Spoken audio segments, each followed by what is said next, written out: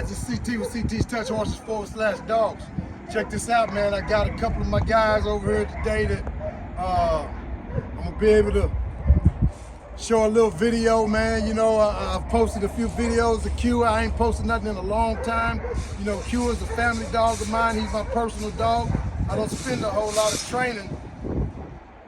I don't spend a lot of hours doing a whole bunch of training. I've done enough with Q to where I feel comfortable in my surroundings. You know, my whole thing about protection is prevention. You know, it's not to send my dog down the street and around the corner to bite somebody. It's not for him to stop me from being attacked or when somebody attacked me. It's for him to prevent it from even happening. And I'm gonna talk to you guys about what you see with a lot of this sport dog protection stuff. You see this a lot. You see a sport dog trainer and he got a stick in his hand. And then they send the dog at him. They send the dog at him and the guy does this with a stick in his hand. He does this, let the dog attack him right here. Then he sit there with the dog attacking him, and then he's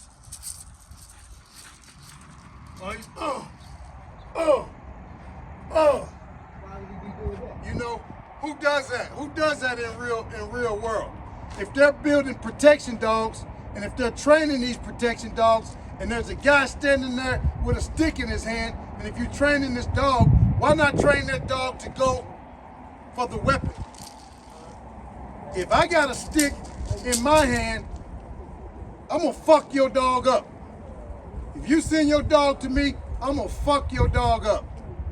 So why teach that dog to go bite the opposite when a man got a weapon in his hand? How much sense does that make for personal protection? Huh? It doesn't make no sense. How many times do you see a person with a dog up in a bite box, or a dog on a back tie, or his handler's holding it, and you see the decoy doing that? Where in the real world is somebody gonna stick their shoulder out to let a dog bite?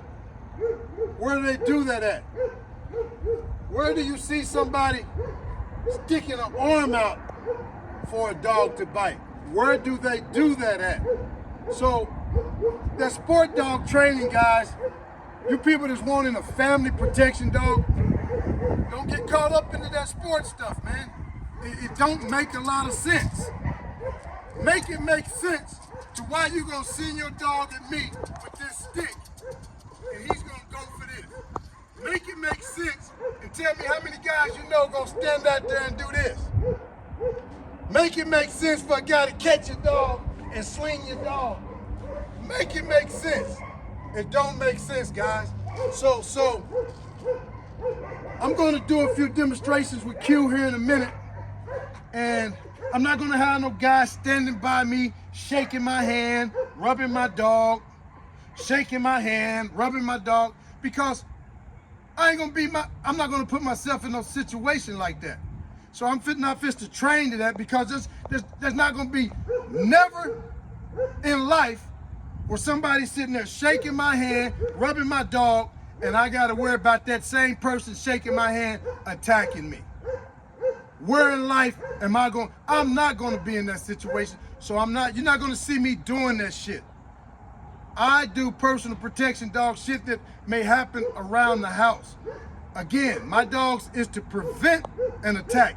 I'm not gonna have my dog on a down and then I'm gonna be down there talking to a guy, and then a guy grab me, and then my dog come and attack the guy. Because now if this guy done grabbed me, he could have been and choked me, he could have sliced my neck.